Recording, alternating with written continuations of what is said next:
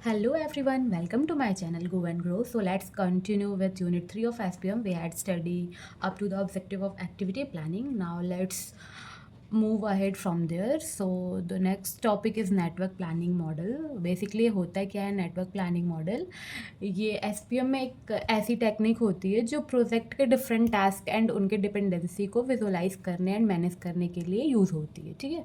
तो यहाँ पे जैसा कि मैंने लिखा है, network planning model in software projects are often based on graph theory and use for task scheduling, critical path analysis and resource allocation, ठीक है। तो जैसा कि मैंने बताया, इसे विजुअलाइज एंड मैनेज करने के लिए यूज़ किया जाता है और ये model project scheduling, resource allocation and risk management में हेल्प करते हैं, ठीक है।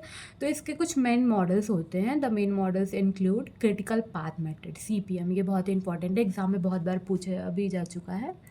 So it is a critical path method. क्या होता है कि इस मॉडल में प्रोजेक्ट के सबसे इंपॉर्टेंट टास्क को आइडेंटिफाई किया जाता है, ठीक है, जिन्हें टाइम पर कंप्लीट करना इंपॉर्टेंट होता है। Identify the longest sequence of the dependent task, the critical path, ठीक है।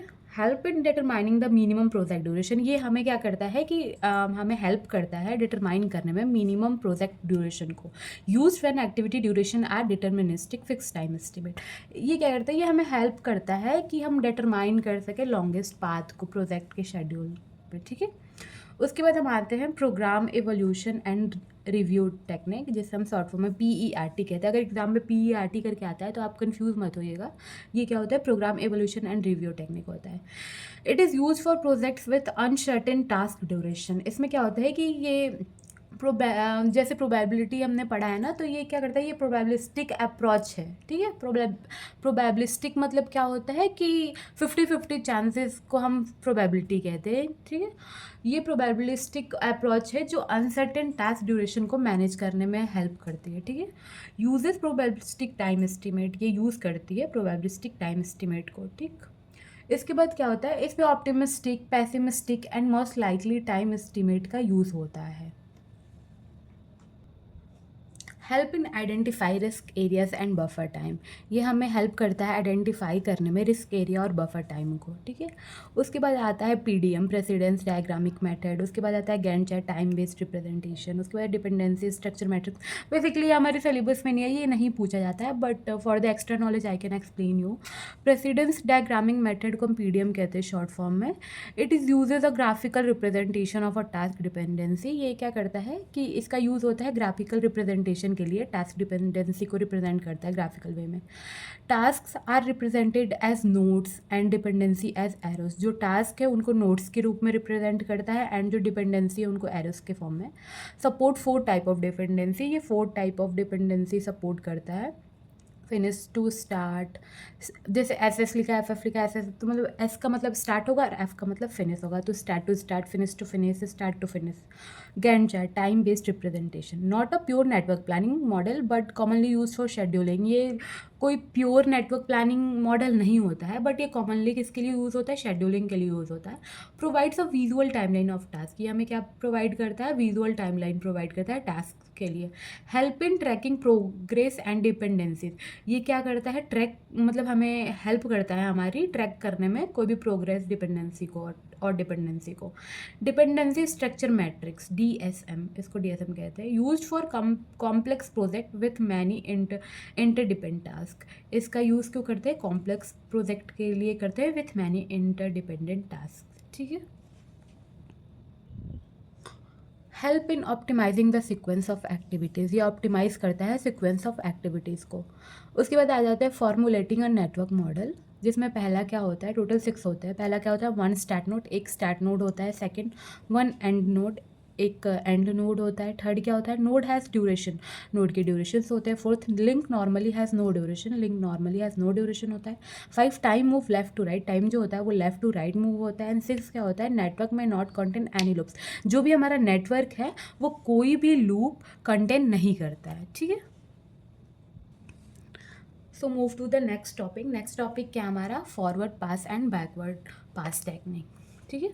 In forward pass calculate early start and early finish.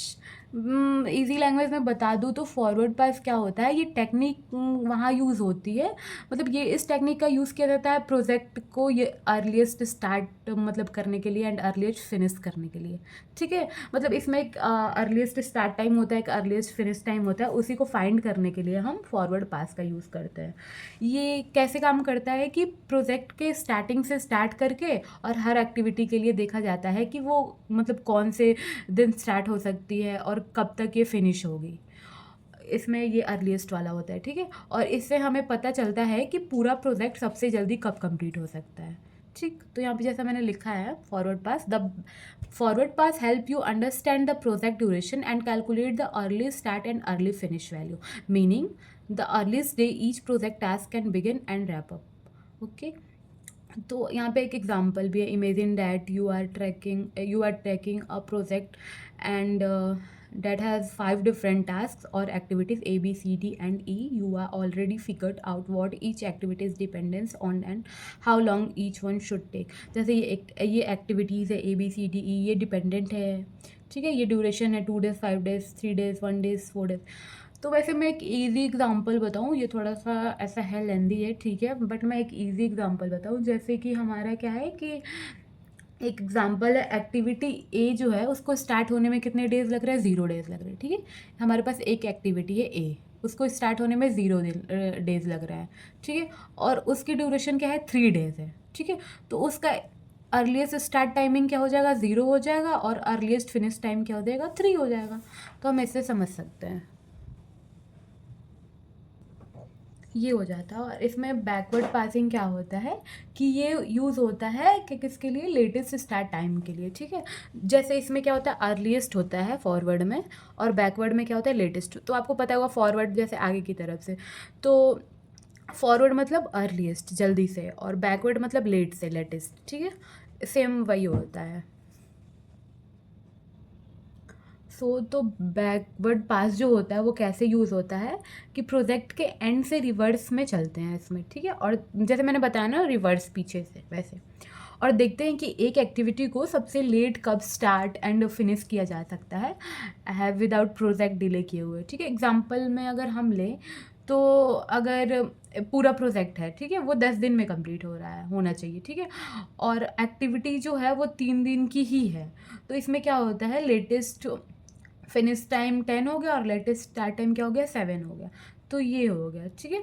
और ये जो फॉरवर्ड पास और बैकवर्ड पास होता है, इनका यूज़ पता है, क्रिटिकल पाथ में करते हैं। जो क्रिटिकल पाथ होता है उसको फाइंड करने के लिए किया जाता है, ठीक है। क्रिटिकल पाथ का मतलब ये समझ लीजिए ना कि वो पाथ जिसमें डिले का मतलब ओवरऑल प्रोजेक्ट में डिले, ठीक है।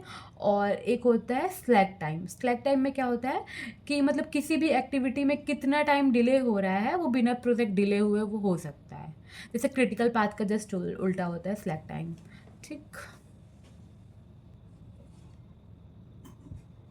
अब हम आते हैं सीआरएम।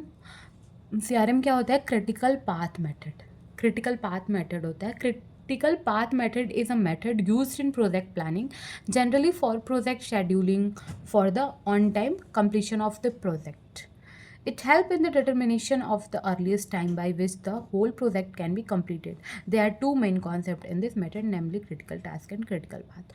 तो बेसिकली क्रिटिकल पाथ मेथड क्या होता है कि ये एक बहुत ही इंपॉर्टेंट टेक्निक होता है एसपीएम में, स्पेशली जब हम प्रोजेक्ट शेड्यूलिंग एंड प्लानिंग कर रहे हों। तो क्रिटिकल पाथ मेथड एक ऐसी टेक्निक है जो बताती है कि प्रोजेक्ट को कंप्लीट करने में मिनिमम कितना टाइम लगेगा, और कौन कौन सी एक्टिविटी क्रिटिकल है जिसमें अगर थोड़ा भी डिले हुआ तो पूरा प्रोजेक्ट डिले हो जाएगा। जैसे कि मैंने बताया ना कि क्रिटिकल पाथ क्या होता है, क्रिटिकल पाथ का मतलब वही होता है कि वो पाथ जिसमें डिले का मतलब ओवरऑल प्रोजेक्ट में डिले, ठीक। तो ये हो गया। और फिर इसके कुछ की कॉन्सेप्ट्स भी होते हैं, जैसे एक्टिविटीज़ हो गया, ड्यूरेशन हो गया, डिपेंडेंसीज हो गई, क्रिटिकल पाथ, ये सारे हो गए। एक्टिविटीज़ तो पता ही है, प्रोजेक्ट के इंडिविजुअल टास्क को ही हम एक्टिविटीज़ कहते हैं। और फिर ड्यूरेशन मतलब एक्टिविटी को करने में, कंप्लीट करने में जो भी टाइम लग रहा है उनको हम ड्यूरेशन कहते हैं। और डिपेंडेंसी का मतलब ये होता है कि अगर कोई कोई एक्टिविटी है, ठीक है, अगर हम उसको कंप्लीट कर रहे हैं तो अब उसके कंप्लीट होने के बाद ही हम नेक्स्ट एक्टिविटी को स्टार्ट कर सकते हैं, तो वो डिपेंडेंसी होती है। और क्रिटिकल पाथ तो पता है कि वो एक लॉन्गेस्ट ड्यूरेशन का पाथ जो स्टार्टिंग से लेके एंड तक जाता है बिना कोई स्लैक के। ठीक, अब हम देखेंगे risk identification. So this involve identify various type of risk ranging from its security threats like viruses. This step mainly based on the brainstorming technique. In this technique, all the stakeholders sit together and think about all the possible risks of the project. So basically risk identification क्या होता है, एक process होता है जिसमें हम पहले से ही सोच लेते हैं कि प्रोजेक्ट में कौन कौन से प्रॉब्लम्स या कौन कौन से हाँ, कौन कौन से प्रॉब्लम्स आ सकती है। जैसे रिस्क का मतलब क्या होता है कि प्रॉब्लम्स आ सकती हैं, ठीक है। और फिर ये क्या करता है कि ये प्रोजेक्ट को डिले कर सकता है, बजट बढ़ा सकता है, क्वालिटी ख़राब कर सकता है, या प्रोजेक्ट फेल भी कर सकता है, ऐसा कुछ हो सकता है। इसका गोल क्या होता है कि पहले से जान लें कि क्या गलत हो सकता है, ताकि उसके लिए हम प्रिपरेशन कर सकें कि ये गलत ना हो, हम इसको पहले ही सही कर देते ताकि वो चीज़ गलत ना हो। तो यही रिस्क आइडेंटिफिकेशन होता है। रिस्क का मतलब समझ ही रहे कि रिस्क वो जो हम रियल लाइफ में भी यूज़ करते हैं, और आइडेंटिफिकेशन का मतलब कि उसे हम आइडेंटिफाई कर ले, रिस्क को आइडेंटिफाई कर ले। तो इसका गोल यही होता है कि हम पहले ही जान ले कि क्या प्रॉब्लम आने वाली है, उसका सोल्यूशन हमारे पास हो कि हाँ ठीक है, अगर ये प्रॉब्लम आती भी है तो हम इसको पहले ही सॉल्व कर लेते हैं, जिससे कि हमारे प्रोजेक्ट को कुछ भी ना हो। उसके बाद आता है risk management. A risk is a probable problem, it might happen और it might not. There are main two characteristics of risk. So basically ये थोड़ा सा लेंदी है, तो हम इसको एक ईजी लैंग्वेज में भी समझ सकते हैं। Risk management is a systematic process of recognising, evaluating and handling threats or risk that have an effect on the finance, capital and overall operations of an organization. This risk can come from different areas such as the financial instability, legal issues, errors in strategic planning, accidents and natural disasters. The main goal of risk management is to predict possible risk and find solution to deal with them successfully. So basically risk management क्या होता है, एक systematic process है जिसमें हम risk identify करते हैं, ठीक है।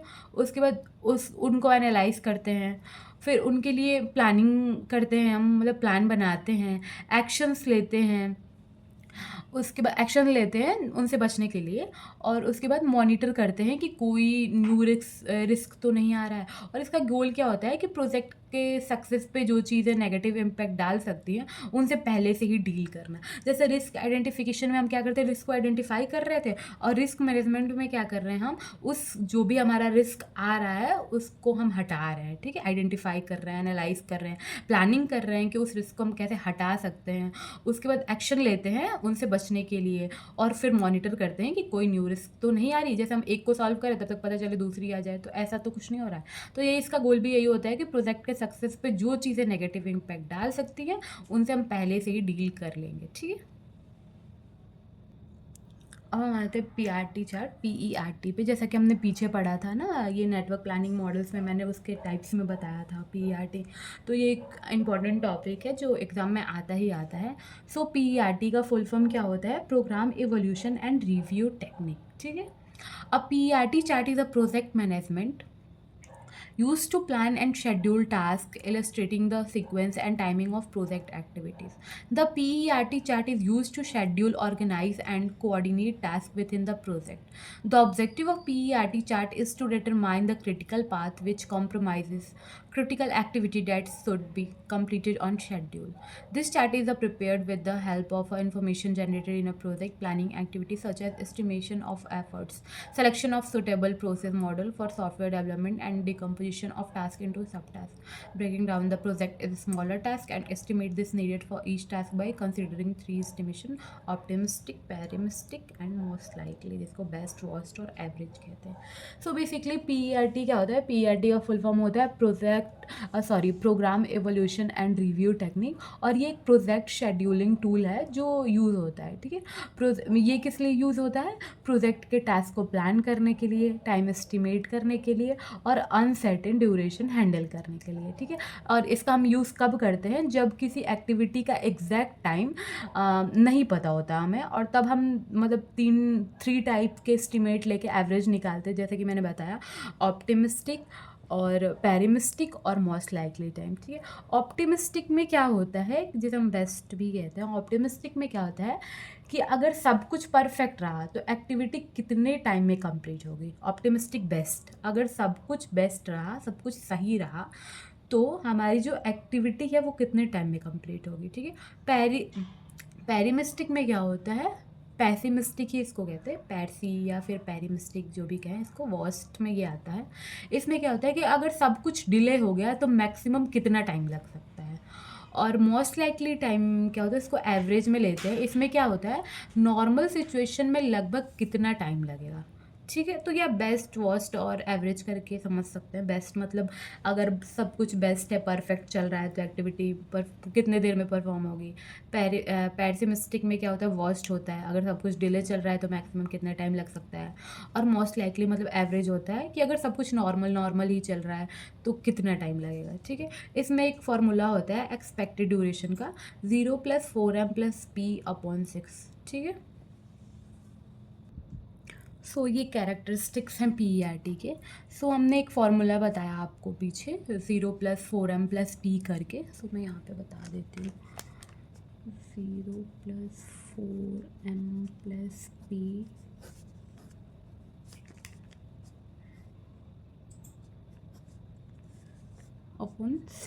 ठीक है।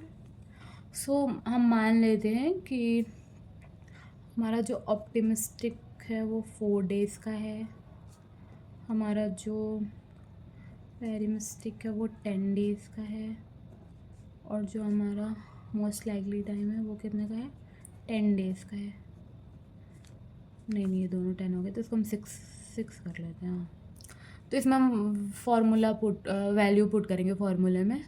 सो 4, ये क्या है हमारा 0 है, तो ओ है, तो ऑप्टिमिस्टिक, तो यहाँ पे हम लिखेंगे 4+4m। m कितना है, 6 है, और 4 6 या 24, प्लस p कितना है, 10/6। तो कितना हो गया ये, 38/6। कितना आएगा कैलकुलेट करने पे, 6 6 36, अप्रॉक्स इतनी वैल्यू आएगी, आप चेक कर लीजिएगा। सो यही होता है, ऐसे ही होता है। समझ में तो आ रहा है ना। Characteristics of PERT। कैरेक्टरिस्टिक्स में क्या आता है, it serve as a base for obtaining the important fact for implementing the decision making, it form the basis for all the planning activities. PERT helps management in deciding the best possible resource utilization method. PERT take advantage by using time network analysis technique. PERT present the structure for reporting information. It helps the management in identify the essential element for the completion of the project within time. It specifies the activities that form the critical path. It describes the probability of completion of project before the specified date. It describes the dependency of one or more tasks on each other. It represents the project in graphical plan form. सो यही सब होता है characteristics. तो ठीक है, मतलब ये हमको लगता है कि AKTU में 7 मार्क्स में आ सकता है शायद, तो इतना लिखने की ज़रूरत नहीं है। वैसे अगर आपको पता चल गया कि PERT क्या होता है तो आप उसके एडवांटेज डिसएडवांटेज ये सब आप खुद से लिख सकते हैं। कैरेक्टरिस्टिक्स भी ऐसा कुछ रटने की ज़रूरत नहीं होती है, लिख सकते हैं, फॉर्मूला लिख सकते हैं, आप एग्जाम्पल भी दे सकते हैं, किस लिए यूज़ होता है, कहाँ यूज़ होता है, आप ये भी बता सकते हैं इसमें। उसके बाद टॉपिक आता है Monty Carlo simulation. Monte Carlo simulation, also known as the Monte Carlo method or a multiple probability simulation, is a mathematical technique which is used to estimate the possible outcome of an uncertain event. It was developed during World War II. ये क्या होता है, Monty Carlo simulation एक risk analysis and project estimation technique है जो uncertainty को क्या करता है, मॉडल में करने के लिए यूज़ होता है, ठीक है। ये स्पेशली हेल्पफुल होती है जब प्रोजेक्ट के टाइम एस्टिमेशन या रिस्क फैक्टर अनसर्टेन होते हैं, और ये इसलिए होता है। और ये कब डेवलप हुआ था, वर्ल्ड वॉर सेकेंड के टाइम हुआ था। हम एक बार और बता देते हैं, जो मॉन्टी कार्लो सिमुलेशन होता है ये एक risk analysis and project estimation technique है जो अनसर्टेनिटी को मॉडल करने के लिए यूज़ होती है, ठीक है। और ये स्पेशली हेल्पफुल होती है जब प्रोजेक्ट के टाइम एस्टिमेशन या रिस्क फैक्टर अनसर्टेन होती है। ठीक है। इसके बेनिफिट्स क्या है, ये रियलिस्टिक प्रोजेक्ट प्लानिंग होता है, बेटर स्टेक होल्डर कम्युनिकेशन होता है, अनसर्टेनिटी को ये मतलब क्या करता है, का एक क्लियर पिक्चर होता है अनसर्टेनिटी का, और ये क्या करता है, रिस्क बेस्ड डिसीजन मेकिंग होता है। ठीक है। उसके बाद हम आते हैं रिसोर्स एलोकेशन पे। So resource allocation in project management is the process of assigning and distributing resources to various tasks and activities within a project. The goal of this process is to ensure that the right resources are available at the right time to complete project task effectively and manage possible constraints. ठीक है। तो जो resource allocation का मतलब है project में available resources. ठीक है। रिसोर्स एलोकेशन का मतलब है लाइक पीपल, टाइम, टूल्स और जो भी है एक जो भी या जैसे मनी, ये सारी चीज़ें, ये क्या करता है, इन सारी चीज़ों को इफ़िशिएंटली असाइन करता है ताकि सब टास्क टाइम पे and with in budget complete हो सके। ठीक है। इसका रोल क्या होता है रिसोर्स एलोकेशन का, कि ये right person right task choose करता है, optimal utilization, scheduling, managing constant, सब इसी में आते हैं। इसके कुछ टाइप्स भी होते हैं जैसे human resource, technical resource, financial resource time. Human resource में क्या आते हैं, डेवलपर्स, टेस्टर्स, जो भी प्रोजेक्ट मैनेजर्स, ये सब आते हैं ह्यूमन रिसोर्स में। टेक्निकल रिसोर्स में आते हैं software tools, machine, hardware. Financial resource में बजट आ गया, फंडिंग आ गया, टाइम में प्रोजेक्ट डेडलाइन आ गया, उसके बाद जो भी ड्यूरेशन है हमारे टास्क का, ये सारी चीज़ें आती हैं उसमें। सो ये हमारा यहीं पे ख़त्म होता है यूनिट नंबर 3 SPM का। So thank you and don't forget to like and subscribe my channel. Thank you so much.